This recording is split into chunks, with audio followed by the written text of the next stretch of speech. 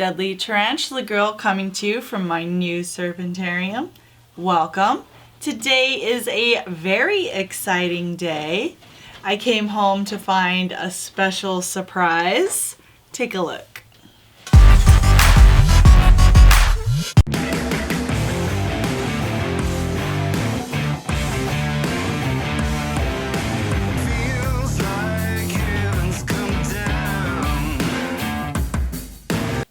Deadly Tarantula Girl coming to you from my arachnarium. Welcome. Tonight I was working and I got a very exciting surprise. My Titius stigmurus colony is reproducing, so that's very exciting. I have little baby scorplings right now, so we'll take a look at those. Also, I had a little surprise in my ball python room, so we'll take a look at that next. But first, I wanted to answer a quick question from a viewer.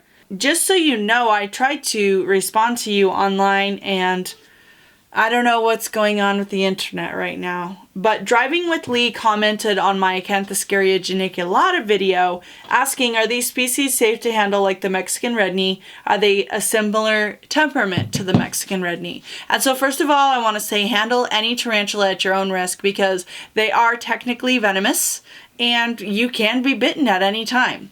Now, that being said, some are gentler, some are more docile, and no tarantula venom is considered medically significant to humans, meaning if you get bitten, it might hurt pretty badly, but it's not going to put you in harm's way unless you're allergic or, maybe compromised otherwise somehow. The same way someone can have a deathly allergic reaction to latex. It's not going to happen to most people, but could happen. Anyway, my answer is that Acanthoscaria geniculata is a larger tarantula. So the first thing I think of is that a larger terrestrial heavy-bodied animal, you're putting that animal at more risk by wanting to handle them because if they fall, sometimes that is lethal to them. Second of all, they are not quite as gentle-natured, they're a little more nervous. So you have a greater potential of one, the animal falling, or two, you being bitten or something like that. Third, they do have pretty intense urticating hairs. And I don't know how much experience you have with urticating hairs, but they do kind of fluff them up into the air. They can get in your eyes, your face, your mouth even. I mean, that's more with animals eating them, but it's possible. But more than that, it just tends to kind of like irritate. For me, they kind of like, when I'm feeding and cleaning, they kind of like flush those hairs up and my chest kind of gets red and irritated. So not the end of the world, but uncomfortable still. So with that being answered, thank you for leaving that comment, by the way. Let's take a look at these babies. This is a Brazilian species of scorpion that is considered to be medically significant. Their venom is pretty potent. I'm being careful because if I get stung, I'll not be happy about that. Right. Oh, where you going, dude? So these babies are pretty fresh. You can see the adults are kind of a tan, blonde, sandy color, and the babies are still kind of pink. And they're pretty small. They are already off the mom though, because they kind of ride around on the mom's back. I think I have a video where I show an emperor scorpion with the white see-through babies all clustered onto her back. So I can see two here. There's one here. There's one inside here, which would be very difficult for you guys to see. And here is an adult and a little one. Oh my gosh, there's still one on the mom. That is so cute. On the tail. Oh, okay, there we go. And yeah, I really don't want them crawling on me. But if they do, they may or may not sting, so I'm not terribly worried about it. But yeah, that's not what I want to do tonight, is get stung by one of these. So I guess I should say, if you have this species in a colony, you probably should use tweezers and stuff like that. There was another comment on one of my more popular videos with some sulcatas by Kenneth Fehu, Sorry, I don't know. He commented, I have a sulcata. He follows us around the kitchen begging for scraps like a puppy. At least that's what we assume he's doing. He seems to recognize the sound of chopping vegetables.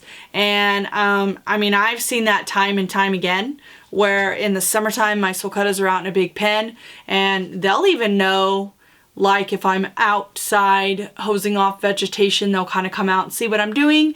And as soon as they hear that gate open for me to go into their pen, right away they come out. They're very inquisitive.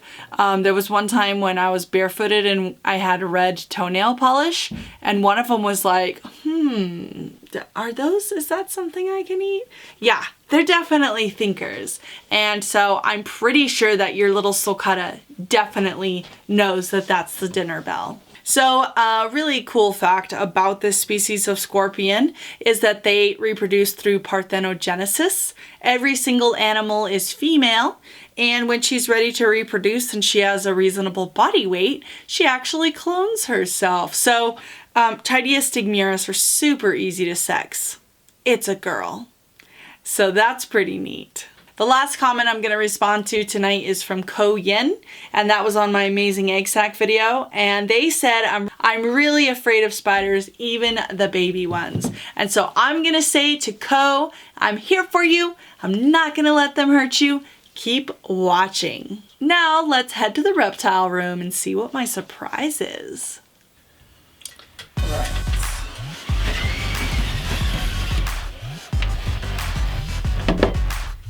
So here is Mom. She is in my ARS rack. I was really excited to see those little scorplings when I got home, and then an additional surprise. I've actually been waiting for this beautiful lady to drop. She looked like she was full to bursting for several weeks, at least 4 weeks. This female came to me bred, how lucky is that, from Ray Page. So she is a pinstripe and she's beautiful. She's maintaining a decent weight, although she of course needs to be fed up since she just laid a clutch. And she was paired with a banana ghost pastel het pied. So all these babies will be het pied, and I'm a sucker for a pied. I even get excited by a het pied. Some of you might think that that's silly, but I love pieds. All right. So, have my incubation chamber ready here. I set up my incubation chamber in a shoebox size Sterilite with damp perlite on the bottom, and then I cut up this egg crate. You do not ever want water touching your eggs, but you want plenty of moisture circulating up underneath them. So some people separate ball python eggs as long as they fit in the incubation chamber. I do not bother. Don't necessarily want any substrate on them. You don't want to turn them. That's something that's important. So these funny looking eggs have been candled and they appear to be infertile, so not gonna bother with those. I'll actually feed them to somebody. And so I'm gonna pop these in my incubator, label them, and we'll see these babies again in about 60 days. For the last part of this video, I wanted to show you guys a few critters that you may not have seen in a little while. This is a trio of leopard geckos. Leopard geckos are probably one of my favorite geckos. I do love tokays. There are several species of geckos I really like, but I love leopards for their gentle nature.